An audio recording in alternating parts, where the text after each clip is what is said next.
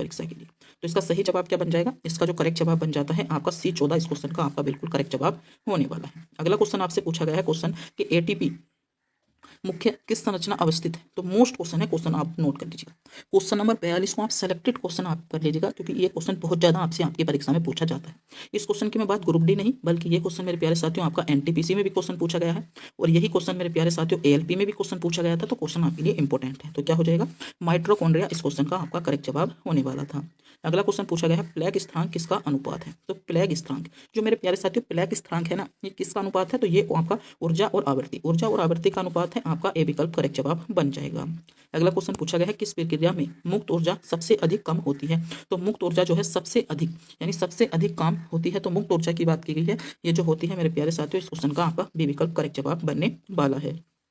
अगला क्वेश्चन आपसे पूछा गया है डीएनए में आपका प्यूरिन और आपका पिरिमिडिन का अनुपात कितना या किस नियम का पालन करता है? तो ये क्वेश्चन आपका जो है अभी जो मेरे प्यारे साथियों 18, अभी जो आपकी एक तो 2 दिसंबर को आपसे क्वेश्चन पूछा गया था, और एक आपका मेरे प्यारे साथियों 18 दिसंबर को क्वेश्चन पूछा गया, और उससे पहले ये क्वेश्चन मेरे प्यारे साथियों एनटीपीसी का जो आपका 12th लेवल का एग्जाम था उसमें भी क्वेश्चन पूछा गया था।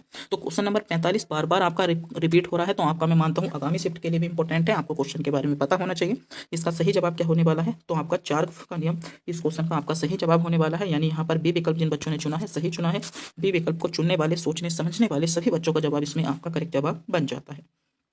अगला क्वेश्चन पूछा है क्वार्क शब्द आपका किसने दिया था? तो इस शब्द की मैं बात करूं, ये जो दिया था मेरे प्यारे साथियों आपका मेन ने दिया था। ए विकल्प इस क्वेश्चन का आपका करेक्ट जवाब बन जाएगा। अगला क्वेश्चन पूछा गया है किस धातु का आयनिक त्रिज्या सबसे छोटा होता है? तो आयनिक त्रिज्या की मैं बात करता हूँ। आयनिक त्रिज्या जो सबसे छोटी होती है ये मेरे प्यारे साथियों Be+2 की होती है। बी विकल्प आपका करेक्ट जवाब बनेगा। अगला क्वेश्चन है हीलियम नाभिक किसका उदाहरण है? तो हीलियम की बात करूं, हीलियम का जो नाभिक है ये किसका उदाहरण है? तो ये मेरे प्यारे साथियों आप ध्यान देंगे, ये जो है आपका एल्फा कण का उदाहरण है। एल्फा कण आपका करेक्ट जवाब बनेगा। अगला क्वेश्चन है कि श्वसन श्रृंखला में आपका अंतिम इलेक्ट्रॉन स्वीकृत कर क्या है? यानी जो हमारा श्वसन श्रृंखला है उसमें जो अंतिम इलेक्ट्रॉन है हम क्या स्वीकार करते हैं, ये क्वेश्चन आपसे पूछा गया। देखो आप सांस तो ले रहे हो, मगर आपको इस क्वेश्चन के बारे में नहीं पता कि श्वसन में ये तो पता है हम वायु लेते हैं, ऑक्सीजन लेते हैं, ऑक्सीजन का भी अंतिम कण हमारे जो आपका लिए लाभदायक होता है उसका कौन सा कण होने वाला है, ये क्वेश्चन आपसे पूछा जा रहा है। तो इसमें क्या है? O2 इस क्वेश्चन का आपका बिल्कुल करेक्ट जवाब बन जाता है। अगला क्वेश्चन पूछा गया कौन सी तरंगे आयनीकरण आपकी करने में सक्षम है? तो कौन सी तरंगे हैं आप ध्यान देंगे, तरंगों की बात की गई है। गामा किरणें इस क्वेश्चन का आपका बिल्कुल करेक्ट जवाब बनने वाला है। अगला क्वेश्चन पूछा गया कोशिका में प्रोटीन संश्लेषण का पहला चरण कौन सा है? तो कोशिका में जो प्रोटीन संश्लेषण है उसके पहले चरण की बात मैं करता हूँ। उसका पहला चरण जो है ये आपको ध्यान रखना है, क्योंकि क्वेश्चन मोस्ट है, क्वेश्चन चुनिंदा है, ऐसा क्वेश्चन है जो आपसे आपकी परीक्षा में बन सकता है, आपके लिए महत्वपूर्ण क्वेश्चन हो जाता है। अगला क्वेश्चन है पृथ्वी के कोर में कौन सी धातु सर्वाधिक है? तो पृथ्वी की कोर की बात की गई है। पृथ्वी की कोर में जो सर्वाधिक धातु है आप ध्यान देंगे, इसमें आयरन है। आयरन इस क्वेश्चन का आपका बिल्कुल करेक्ट जवाब बन जाएगा। अगला क्वेश्चन पूछा गया विद्युत फ्लक्स की एसआई इकाई क्या है? तो विद्युत फ्लक्स की बात की जा रही है। विद्युत फ्लक्स की जो एसआई इकाई है वह आपकी वेबर है। वेबर आपका करेक्ट जवाब बन जाता है। वेबर जिन बच्चों ने चुना है सही चुना है, आपका करेक्ट जवाब हो जाएगा। अगला क्वेश्चन पूछा गया पृथ्वी पर ग्रीन हाउस प्रभाव मुख्य किस गैस के कारण होता है? तो मुख्य की बात की गई है, मुख्य गैस आपसे पूछी जा रही है, तो ये जो होता है कार्बन डाइऑक्साइड के कारण होता है। कार्बन डाइऑक्साइड आपका करेक्ट जवाब बन जाएगा। अगला क्वेश्चन पूछा गया किस सिद्धांत में कहा गया कि इलेक्ट्रॉन सबसे निम्न ऊर्जा स्तर आपका पहले भरते हैं? तो कौन से किसके नियम के अनुसार कहा गया या किस सिद्धांत के अनुसार कहा गया? तो ये जो कहा गया था आपका अफवाह के अनुसार मेरे प्यारे साथियों कहा गया था। अगला क्वेश्चन पूछा गया है कि प्रकाश के प्रोटॉन पर आवेश कितना होता है? जो आपका प्रकाश होता है उसके प्रोटॉन जो होता है उस पर आवेश कितना होता है? तो उस पर मेरे प्यारे साथियों आपका शून्य आवेश होता है, आपको ध्यान रखना होगा। अगला क्वेश्चन पूछा गया मानव शरीर में सबसे अधिक पाई जाने वाली आपकी मोनोसैकेराइड कौन सी है? तो मोनोसैकेराइड की मैं बात करूं तो ग्लूकोज है। ग्लूकोज इस क्वेश्चन का आपका करेक्ट जवाब बन जाएगा, आपको ध्यान रखना होगा।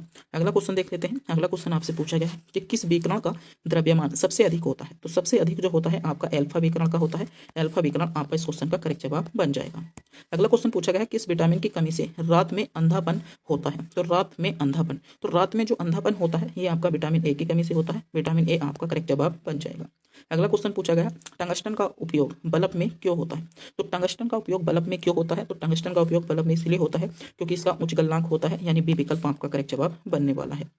अगला क्वेश्चन आपसे पूछा गया है कि मनुष्य में लाल रक्त कोशिका कितने दिन आपकी जीवित रहती हैं। तो मनुष्य की बात की है, मनुष्य में जो लाल रक्त कोशिका है ये कितने दिन जीवित रहती हैं, ये आप ध्यान देंगे। ये जो रहती है मेरे प्यारे साथियों 120 दिन जीवित रहती हैं। 120 दिन इस क्वेश्चन का आपका करेक्ट जवाब बन जाएगा।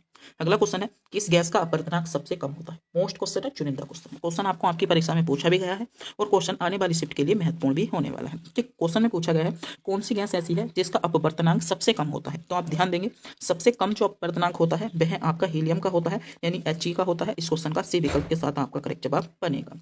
अगला क्वेश्चन पूछा गया पृथ्वी से सूर्य की दूरी लगभग कितने AU होती है। तो आप यहाँ पर ध्यान देंगे ये जो होती है लगभग आपकी 2 होती है। सी विकल्प आपका करेक्ट जवाब बनने वाला है। अगला क्वेश्चन पूछा गया है कि डीएनए की 2 श्रृंखलाएं किससे जुड़ी होती हैं। तो डीएनए की जो 2 श्रृंखलाएं हैं ये किससे जुड़ी होती हैं, ये किससे जुड़ी होती हैं, तो ये आपकी हाइड्रोजन बंध से होती है। हाइड्रोजन बंध आपका करेक्ट जवाब बनेगा।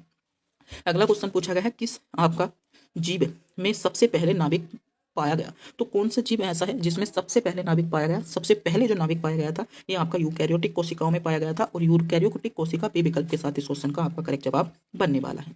अगला क्वेश्चन पूछा गया है किस लेंस में फोकस वास्तविक और एक बिंदु पर होता है। तो फोकस आपका वास्तविक और एक बिंदु पर होता है। तो ये जो लेंस होता है ये आपका मेरे प्यारे साथियों उत्तल लेंस होता है। कैसा होता है, आपका उत्तल लेंस होता है। अगला क्वेश्चन पूछा गया सूर्य में ऊर्जा उत्पादन किस प्रक्रिया से होती है। तो ये भी आप ध्यान रखेंगे ये कौन सी प्रक्रिया है, तो ये आपकी मेरे प्यारे साथियों आपकी फ्यूजन प्रक्रिया है।